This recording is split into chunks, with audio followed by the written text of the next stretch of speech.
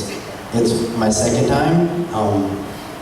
I don't think you ever get over the shock of hearing just radical testimonies and driving through the land or riding a train and seeing people just looking through trash, to find food, and little kids just walking around. Kind of like, I think, it's almost like you don't really have a purpose. Every day you just get up and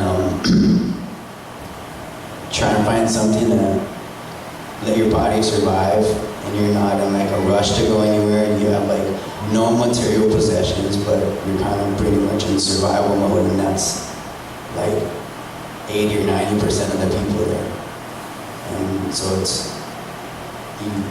coming from Hawaii, from paradise, it's like, anytime you go to a place like that, I don't think it's not gonna shock you. And, so like I was reminded of how thankful I am to live here, to have a roof over my head, have food on my table, to have family and friends.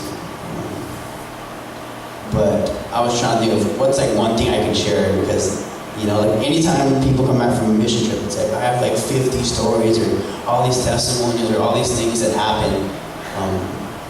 And it's like on the first day, like I'm gonna share this when I get back. And then by the 14th day, like I can't remember what happened on the first day, because there's so many like different things that God has shown you or spoken to you or gave you like new meanings to the scriptures that you kind of just read over before. But I was thinking like, what was like the overview of this trip for me? And I think it was just to remember that God's word says we struggle against spiritual warfare, and that in India you see it. Everyone has a testimony of someone they knew who was demon possessed, and they had demons cast out of them, or they were dead and see people raised back from the dead, or a Muslim who is converted and her family wants to sell her into like prostitution. Just these radical things that how Satan is alive and well physically. And I think about us in America, how we still have those things, poverty and abuse and rejection.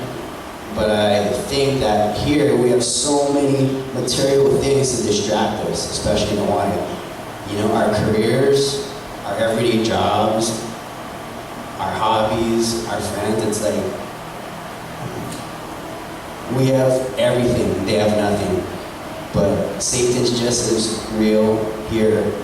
And Mike was telling them that, in India, Satan's like a roaring lion, but in America, he's like an angel of light. So he can take different forms, and I think we have to remember, God reminded me that every day we should, but when you come back from like a mission trip where it's like, man, I just went into a whole different mode and lifestyle for a couple weeks, you come back and you're reminded to put your priorities in order, to remember things that are important, to remember that we're not the only people here on earth. There's like majority of the people on earth live the way they do, with hardly anything, and just a contentment in your heart. So I just want to encourage you guys to just remember everything that we have every day and how we shouldn't take it for granted. And like Sarah said, if you haven't gone and seen how other people have to live their life,